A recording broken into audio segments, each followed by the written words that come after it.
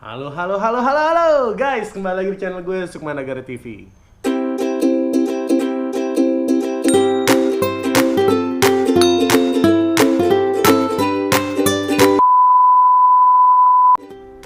Nah, guys, di video kali ini gue mau jawab Q&A seputar pencapaian 10.000 subscriber di channel YouTube gue. Ya, jadi kita langsung mulai aja. Udah ada banyak pertanyaan dan gue akan jawab satu persatu. Ya, ini kita langsung aja ke pertanyaan pertama dari Anonymous212. Assalamualaikum bang, akhirnya 10k juga. Waalaikumsalam. Mau tanya bang, tips agar kita nggak gampang capek saat main futsal. Teknik nafasnya gimana sih? Saya mah kalau main di interlock ngos-ngosannya minta ampun, padahal posisi saya anchor. Nah, untuk Anonymous 212, yang pasti kalau lo main futsal udah pasti capek ya.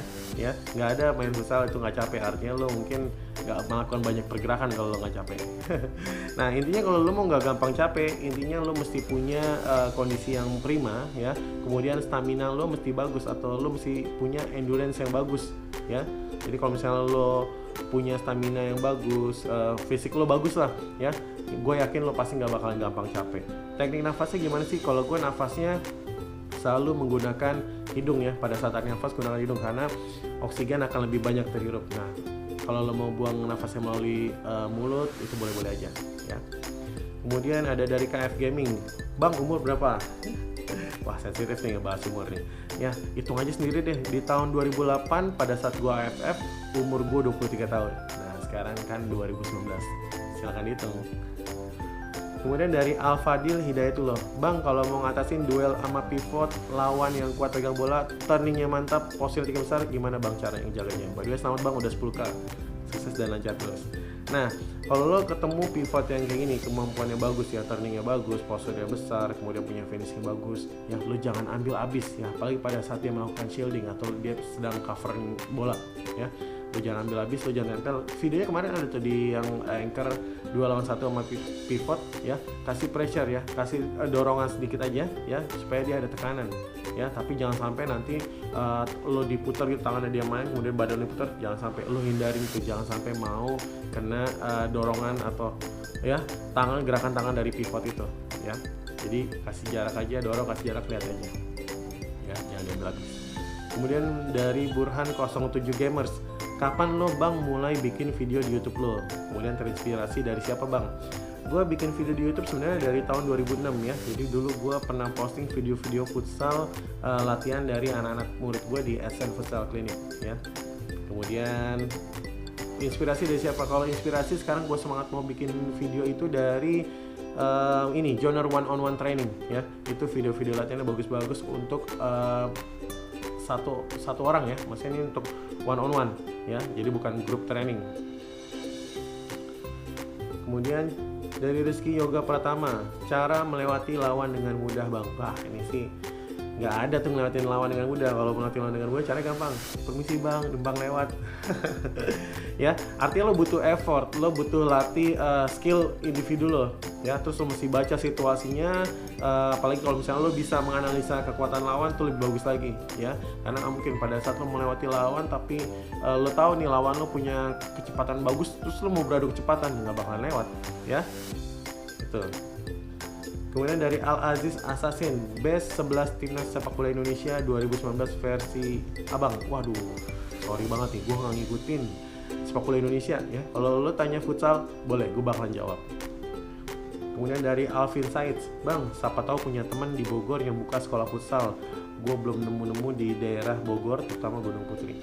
Wah, di Bogor tuh banyak banget ya. Di sana ada teman gue namanya Irsan Tena ya. Kemudian lo kalau misalnya mau buka akademi apa aja yang ada di Bogor, lo buka aja deh, atau lo follow aja Instagramnya Asosiasi Akademi Futsal Indonesia. Oke.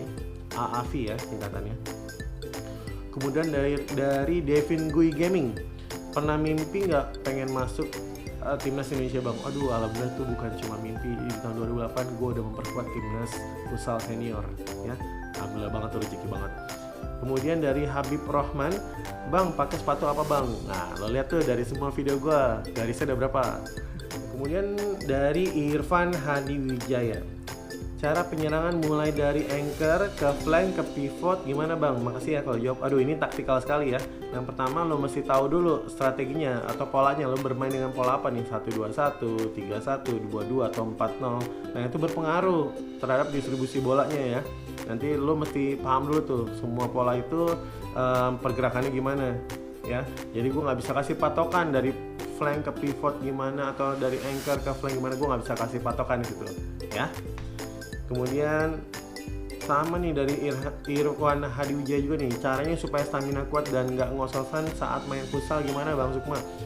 Ya kalau mau punya stamina yang kuat, otomatis lo mesti latih dulu endurance lo ya. Lo mesti sering jogging, sering lari ya, itu mesti dilatih terus secara berkelanjutan ya, supaya nanti lo nggak ngos-ngosan lagi tuh ya. Otomatis kalau misalnya lo staminanya bagus, otomatis penampilan lo pasti bakalan prima ya, jarang bikin kesalahan ya. Tapi dengan catatan juga basic skill futsal lo udah bagus ya.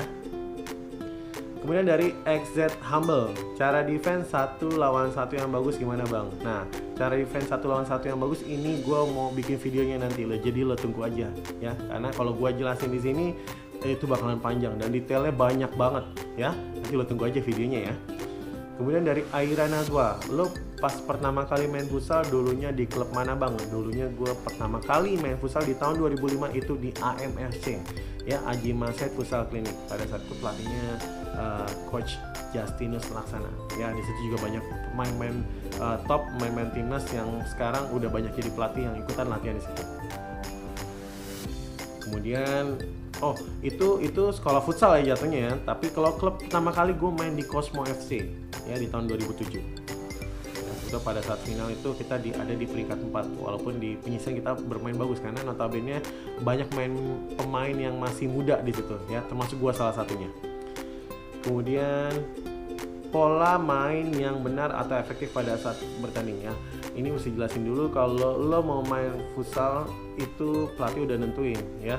Setiap tim tuh punya karakter sendiri ya, tergantung dari kemampuan dari pemain-pemainnya. Jadi bisa 1-2-1, 2-2, 3-1 atau 4-0, itu tergantung dari pelatihnya. Dan biasanya pelatih sudah bisa menilai dari kemampuan timnya ini atau kapasitas timnya ini, sumber daya timnya ini, punya pemainnya bagus nggak untuk bikin 1-2-1, bagus nggak untuk 2-2, bagus nggak untuk 4-0. Nah, itu pasti akan ditentuin tuh pada saat bertanding sama pelatihnya ya, sama pelatihnya. Tapi pelatihnya mesti yang qualified juga, jadi dia paham betul ya karakter permainan si pemainnya sendiri. Oke. Kemudian ada dari Raja Bangkir, saran buat menghindari cedera dan pembinaan pemain muda bang. Nah, untuk menghindari cedera pasti lo mesti melakukan pemanasan yang bagus dulu ya. Nggak bisa kalau lo nggak melakukan pemanasan yang bagus kemudian lo langsung tampil pertandingan dengan tempo yang begitu kencang atau cepat gitu ya, lo bisa cedera tuh ya. Pastiin otot-otot lo pada saat pemanasan sudah stretch dulu ya, udah ketarik-tarik dulu ya. Tapi bukan ketarik dalam artian otot lo sampai ini ya cedera ya. Lo mesti bener-bener tuh ya pada saat stretching gerakannya diperhatiin ya. Dan pembinaan pemain muda bakal bilang, kalau pembinaan pemain muda itu lo mesti tahu terutama gue ya, pada saat latih kita mesti tahu fase-fasenya, jangan sampai porsinya itu salah ya. Jadi kalau misalnya fasenya itu ada fase ya, fase yang untuk fun, fase untuk youth, formatif. Nah itu mesti paham semua tuh ya, jangan sampai nanti porsinya tuh nggak sesuai ya. Jadi nanti improvement ke anak-anaknya juga jadi nggak bagus ya. Jadi kalau ngelatih jangan salah-salah. Kemudian Muhammad Asmuni, upload offense menjadi anchor. Aduh, gua bingung nih terus offense menjadi anchor. Ya, kayaknya udah deh video gue kemarin ada anchor ya pada saat offense ya. Memang itu bisa ngebantu lo ya. Kalau memang nanti kurang detail, nanti gue akan bantu lagi ya. Kemudian dari Iksan Fauzan, bang gimana cara agar kalau main dipercaya sama pelatih dan teman ya? Otomatis ya, kalau lo mau dipercaya lo mesti punya kemampuan bagus dulu ya. Basic skill lo, passing, kontrol, dribbling, shooting itu mesti lo hatamin dulu ya. Lo mesti kuasain dulu bener-bener. Kemudian ketika pelatih mengasih pola atau strategi, itu lo mesti nangkep ya, supaya nanti kalau misalnya lo bisa melakukan itu dengan baik, pasti lo bahkan dipercaya sama teman ataupun pelatih ya. Itu aja masukan dari gue. Kemudian dari Rodri Cara ya, bagaimana agar bisa bermain cepat di futsal? untuk Rodri bermain futsal itu nggak cuma cepat aja ya, tapi mesti perhatikan mesti tepat juga ya. Jadi cepat dan tepat ya. Percuma kalau lo cepat nih, gue banyak pemain futsal ya, begitu passing dia lari bergerak sana sini, kenceng ya, tapi nggak tahu tujuannya ya. Jadi ingat kalau bermain futsal harus dengan cepat benar ya, tapi juga harus tepat. Kemudian Hadi Meola, Bang mau tanya kalau positioning dalam futsal itu gimana? Soalnya saya sering bingung harus berada di posisi di mana, bagaimana rotasinya benar. Mohon tipsnya ya Bang, makasih.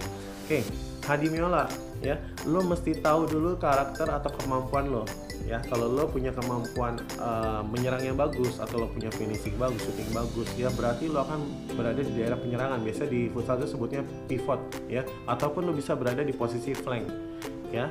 Kalau terus tadi gimana? Soalnya saya suka bingung. Nah, kalau lo memang kuatnya di defense ya, lo bisa bermain tuh di posisi anchor ya. Lo punya visi bermain bagus, passing bagus, akurasi bagus, through pass lo bagus, kemudian lo bisa baca situasi permainan ya. Terus lo juga punya shooting kuat, bisa-bisa aja lo main di posisi anchor ya. Jadi lo mesti kenal dulu karakter permainan lo sendiri.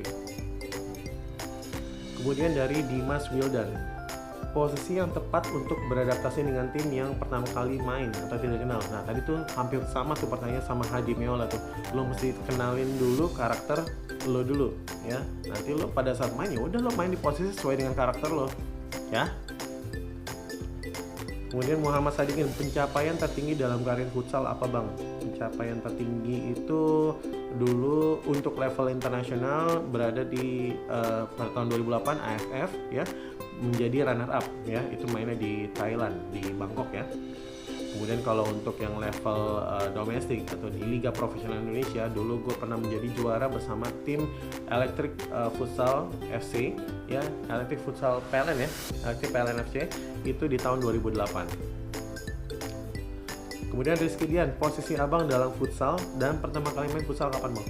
Nah, posisi gue itu dalam futsal itu sebagai, dulu itu gue karena punya shooting kuat, gue bermainnya bisa di flank atau di pivot ya, dan gue juga dulu punya finishingnya lumayan bagus, jadi gue sering menjadi goal getter tim. Dan pertama kali main futsal itu 2003 ya, 2003 itu futsal baru-baru booming di Indonesia. Itu gue waktu itu masih kelas 3 SMA dan gue terus jalanin terus futsal ya, dari 2003, 2004, 2005 sampai akhirnya 2005 gue masuk di IMFC ya, ketemu Coach Justin. Kemudian Emal Gunawan, tips memilih posisi pada saat ada seleksi tim Bang. Kan kalau main biasa suka main di posisi apapun tuh, jadi gimana Bang? Nah kalau lo ada seleksi ya, nih sama nih gue ulang-ulang jawabannya nih sama tadi si Hadi Meola sama Dimas Wildan. Karakter lo sendiri lo mesti kenalin ya.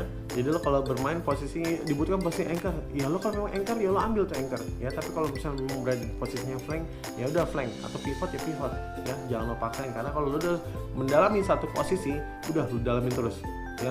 Walaupun nanti secara berjalan waktu pengalaman lo makin banyak, lo bakalan semakin paham. Jadi lo bermain di posisi manapun lo paham tanggung jawab lo paham tugas lo ya. Kemudian dari RD29NTV, Bang, ketika teman kita mengkoreksi permainan kita, kenapa selalu dengan nada yang tinggi? Padahal dengan cara gitu bakal bikin mental pemain yang dikoreksi sama yang ngoreksi bakal down, dan bakal bikin pemain tersebut nggak akan konsen dalam permainan karena akan terasa terbebani.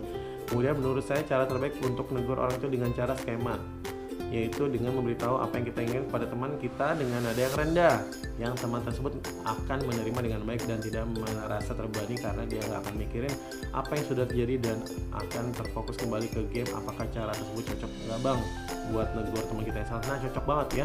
Jadi supaya lo situasi tim yang kondusif, chemistry tetap bagus, lo kalau mau negur teman lo dengan cara yang baik-baik ya, jangan menjudge kalau dia wah bego lo gitu ya.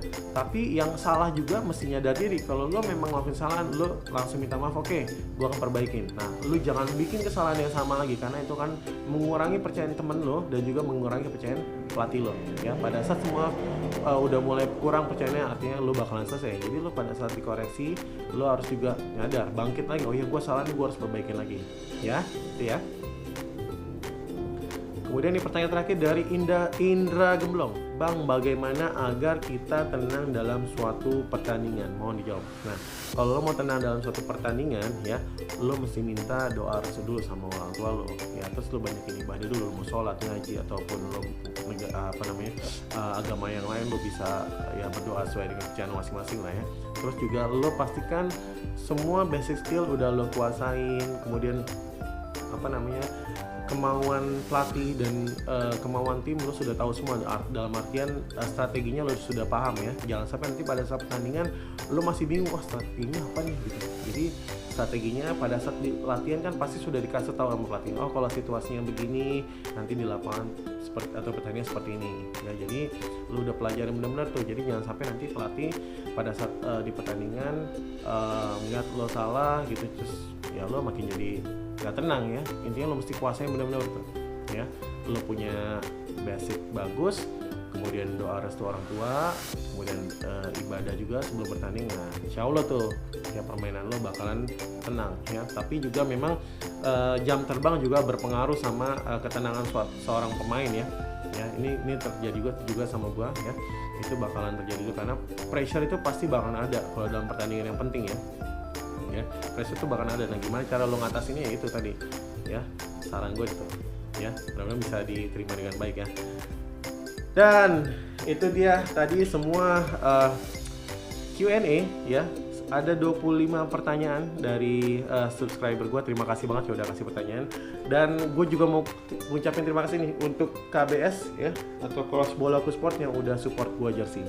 Dan gue juga mau minta tolong sama teman-teman ya, kalau lo suka sama channel gue jangan lupa like, comment, subscribe, dan juga share ke teman-teman lo semua ya. Semoga video-video gue bermanfaat ya.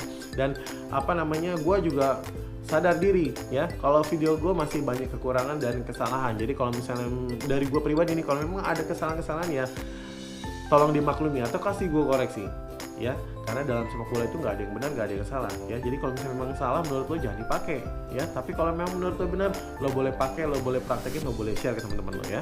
Itu aja dari gue Sukmanagara. Thanks for watching.